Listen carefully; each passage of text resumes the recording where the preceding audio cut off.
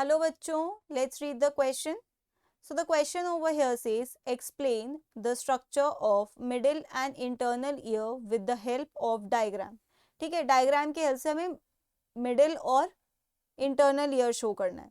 तो देखिए यहाँ से लेकर पूरा यहाँ तक आपका एक्चुअली में एक्सटर्नल ईयर है. ओके, और उसके बाद मिडिल ईयर आता है. तो पहले हम जरा एक्सटर्नल ईयर को ही देख लेते हैं. ये सबसे बाहर वाला जो स्ट्रक्चर है जो साउंड वेव्स को कलेक्ट करता है इसे कहते हैं पिन्ना. उसके बाद ये कैनाल लाइक स्ट्रक्चर है जिसे आप कहते हो एक्सटर्नल ऑडिटरी कैनाल. ओके, और एक्सटर्नल ऑडिटरी कैनाल जाके खत्म होता है आपके ईयर ड्रम पे जिसको आप टिम्पैनिक मेम्ब्रेन भी बोल सकते हो. फिर आता है मिडिल ईयर. अब मिडिल ईयर में आपकी 3 बोन्स होती है, 1, 2 एंड 3. ठीक है, जो बोन आपकी ईयर ड्रम से अटैच्ड है. ओके, यहाँ पे ईयर ड्रम है. ईयर ड्रम के बाद अटैच्ड होगी आपकी इन 3 में से एक बोन जिसे आप कहोगे मैलियस. मैलियस के बाद बीच में जो बोन है उसको आप कहते हो इनकस. और उसके बाद इस तरीके के एक बोन है जिसे आप कहते हो स्टेप्स. और स्टेप्स कनेक्ट होती है आपके इंटरनल ईयर से. तो एक्सटर्नल ईयर से कौन कनेक्टेड है? मैलियस. इंटरनल ईयर से स्टेप्स, और इन दोनों के बीच में इनकस. तो ये है आपका मिडिल ईयर. ओके, अब जरा हम इंटरनल ईयर को देख लेते हैं. इंटरनल ईयर में आपका एक snail like coil like structure है जिसे आप कहते हो कॉक्लिया. और कॉक्लिया से निकलती है cochlear nerve. Okay, also internal ear में आपको इस तरीके से कैनाल्स मिलेंगे जो सेमी सर्कल फॉर्म में है. तो इन्हें आप कहोगे सेमी सर्कुलर कैनाल्स. ओके, और ये सारे किसका पार्ट है आपके? ये सारे पार्ट है आपके इंटरनल ईयर का. तो ये डायग्राम आपका डिपिक्ट कर रहा है एक्सटर्नल, मिडिल और इंटरनल ईयर को कंप्लीटली. अब हम बात करते हैं मिडिल ईयर की जरा. मिडिल ईयर में हमने देखा क्या प्रेजेंट है. मिडिल ईयर में 3 बोन्स प्रेजेंट है, 3 बोन्स. अब इन बोन्स का काम क्या होता है? पहले तो इन बोन्स का नाम देख लेते हैं, मैलियस, इनकस और स्टेप्स. देखिए जो साउंड वेव्स आ रही हैं वो एक्सटर्नल ऑडिटरी मीटर से कैनाल से आएंगी और ईयर ड्रम का वाइब्रेशन कॉज करेंगी. ठीक है, उस वाइब्रेशन के कारण मैलस वाइब्रेट होगा, मैलस के कारण इनकस वाइब्रेट होगा और इनकस के कारण स्टेप्स वाइब्रेट होगा. राइट, इस तरीके से वाइब्रेशन एक्सटर्नल ईयर से आ रही है और इंटरनल ईयर को पास हो रही है. अब इनके बीच में होने का क्या मतलब है? इनकी वाइब्रेशन से क्या होगा? देखिए ये जब वाइब्रेट करते हैं इसकी वजह से क्या होता है? साउंड का एम्प्लीफिकेशन होता है. ठीक है, साउंड वेव्स एम्प्लीफाई, मतलब जो आपका सिग्नल आ रहा है, जो आपका ऑडिटरी सिग्नल आ रहा है वो क्या हो जाएगा? एम्प्लीफाई हो जाएगा. तो ये काम होता है मिडिल ईयर का. अब जरा हम इंटरनल ईयर का फंक्शन देखते हैं और स्ट्रक्चर भी देखेंगे. इंटरनल ईयर, तो देखिए जो आपका पूरा इंटरनल ईयर बना है वो एक लेब्रियंथ है. लेब्रियंथ मतलब होता है भूल भुलैया. ओके, अब ये जो लेब्रियंथ है इसके 2 पार्ट्स होते हैं. एक होता है आपका मेम्ब्रेनस लेब्रियंथ, मेम्ब्रेनस लेब्रियंथ, एंड दूसरा पार्ट होता है इसका बोनी लेब्रियंथ. बोनी लेब्रियंथ के अंदर जो फ्लूइड होता है उसे आप कहते हो एंडोलिम्फ. ओके, और मेम्ब्रेनस लेब्रियंथ के अंदर जो फ्लूइड होता है उसे आप कहते हो पेरीलिम्फ. अब जरा हम इसका अरेंजमेंट देख लेते हैं. इसका अरेंजमेंट इस तरीके से होता है कि मान लीजिए ये आपकी एक बोनी लेब्रियंथ का पार्ट है. ठीक है, ये बोनी लेब्रियंथ का पार्ट है. इसके अंदर जो फ्लूइड होगा वो ऑटोमेटिकली क्या हो जाएगा? वो हो जाएगा एंडोलिम्फ. बोनी लेब्रियंथ को सराउंड करके रखा हुआ है पेरीलिम्फ ने. इसका मतलब बोनी लिम्फ किसके अंदर है? मेम्ब्रेनस लेब्रियंथ के.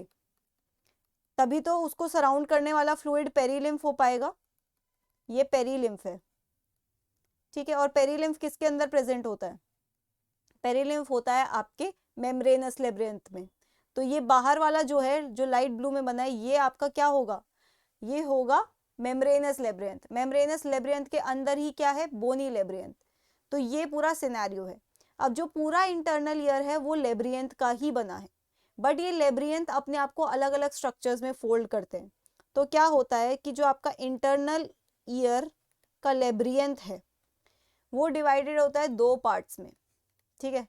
एक को आप कहते हो कॉक्लिया और एक को कहते हो वेस्टिब्यूलर अपैरेटस। ओके, मतलब इंटरनल ईयर के दो पार्ट्स हैं। अब जो कॉक्लिया है उसका स्ट्रक्चर हम अभी और डीपली देखेंगे। पहले हम जरा वेस्टिबुलर अपैरेटस को डील करते हैं। जो वेस्टिबुलर अपैरेटस है इसके भी दो पार्ट्स होते हैं। वेस्टिबुलर अपैरेटस में होता है एक ओटोलिथ और एक होता है सेमी सर्कुलर कैनाल।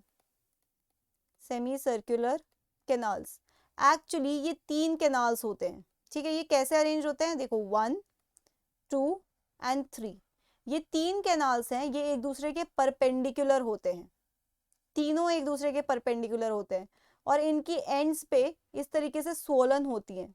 मतलब मान लीजिए एक कैनाल बना रही हूँ, इसकी एंड्स सोलन होती हैं जिसे आप कहते हो एम्प्यूला। ओके, इस एम्प्यूला के अंदर स्ट्रक्चर्स प्रेजेंट होते हैं जिनको कहते हैं क्रिस्टा। तो हम यहाँ लिखेंगे एम्प्यूला के अंदर क्या है, क्रिस्टा, ठीक है। अब ओटोलिथ जो है उसके भी दो पार्ट्स होते हैं, सेक्यूलस और यूट्रिकुलस। और सेक्यूलस और यूट्रिकुलस के अंदर भी एक स्ट्रक्चर होता है जिसे कहते हैं मैक्यूला। अब ये जो क्रिस्टा और मैक्यूला है इनका काम होता है बैलेंसिंग का। तो क्रिस्टा जो कि सेमी सर्कुलर कैनाल से आ रहा है और मैक्यूला, इन दोनों का क्या काम है, बैलेंसिंग में। हमारी बॉडी किस तरीके से ओरिएंटेड है स्पेस में ये हमें पता चलता है इनकी वजह से। हमें पता चलता है कि हमें चक्कर आ रहे हैं किसकी वजह से, इन सेंसरी स्ट्रक्चर्स की वजह से। अब बात करते हैं कॉक्लिया की। कॉक्लिया आपका एक्चुअली कॉक्लिया में एक स्ट्रक्चर होता है जिसे आप कहते हो ऑर्गन ऑफ कोटाई, वो हियरिंग ऑर्गन होता है। तो जरा पहले हम कॉक्लिया का डायग्राम देख लेते हैं। ये कॉक्लिया है, ठीक है। मैंने बताया था पूरा जो इंटरनल ईयर है उसमें क्या है, लेब्रियंथ है। तो ये भी एक लेब्रियंथ का पार्ट डिपिक्ट कर रहा है। तो इसमें तीन रीजन्स है। ये जो सबसे बाहर वाला प्रेजेंट है इसे आप कहते हो scala vestibuli. Okay, scala vestibuli. Middle में जो रीजन है उसे कहते हो स्केला मीडिया और जो सबसे नीचे प्रेजेंट है उसे आप कहते हो स्केला टिम्पैनी। ओके, अब ये एक तरीके से क्या आपको ये ऐसा नहीं दिख रहा कि स्केला मीडिया आपका बोनी लेब्रियंथ होना चाहिए और स्केला वेस्टिबुलर स्केला टिम्पैनी आपका किस तरीके का होना चाहिए, मेम्ब्रेनस लेब्रियंथ।